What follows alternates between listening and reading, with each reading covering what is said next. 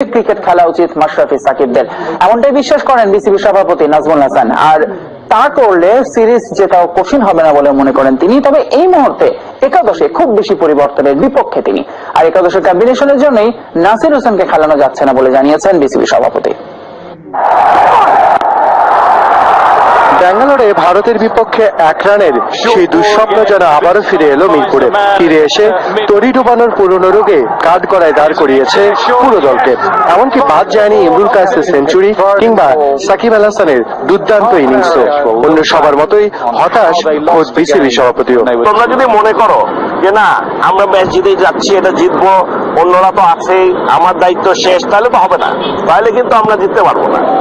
পুরনো রোগের ওষুধ খুঁজতে টিম হোটেলে পাবন বসেছিলেন দলের সাথে। তবে হতাশার মাঝেও ইংলিশদের বিপক্ষে সিরিজ জয়ের টনিকটাও নাকি রয়েছে প্রথম ম্যাচেই। আমরা এত খারাপ খেলার পরে কিন্তু ম্যাচটা আমাদের হাতে ছিল, আমরা জিততে পারতাম।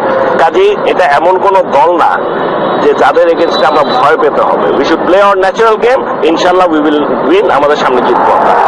মোশাররফ রুবেলের মাত্র 3 ওভার বোলিং, ফিল্ডিং এর সাথে তার ব্যাটিং নিয়েও আছে প্রশ্ন।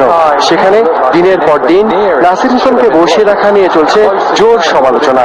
টিম কম্বিনেশনের এমন ব্যাখ্যাটাও দিলেন সভাপতি। নাসিরকে আনতে হলে আনতে হবে, মোশাররফ রুবেলকে বসাতে হয়, তাহলে একজন লেফট আর্ম স্পিনার নিয়ে কি ইংল্যান্ড টিমের সাথে খেলা, it's going to be risky as well. খুব ঘন ঘন বেশি চেঞ্জ করা ঠিক না দলের মধ্যে, স্টেবিলিটির জন্য। তাতে হয় কি, যারা নতুন আসবে সকলেই খুব টেনশনে থাকে।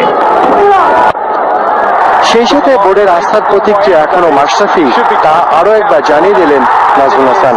Mashrafe is the best captain এখন পর্যন্ত আমার জানা মতে।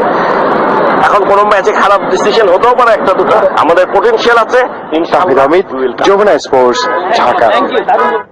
এদিকে টেস্ট সিরিজের জন্য 2টো প্রস্তুতি ম্যাচের দল ঘোষণা করেছে বাংলাদেশ ক্রিকেট বোর্ড বিসিবি। 2 দিনের প্রস্তুতি ম্যাচের প্রথমটি হবে 14 এবং 15 অক্টোবর, আর দ্বিতীয়টি 16 এবং 17 অক্টোবর। 12 সদস্যের স্কোয়াডে মূলত তরুণদেরই প্রাধান্য দেওয়া হয়েছে। প্রথম ম্যাচের অধিনায়ক করা হয়েছে সাব্বির রহমানকে। নিজেকে প্রমাণের সুযোগ পাবেন অভিজ্ঞ শাহরিয়ার নাফিস।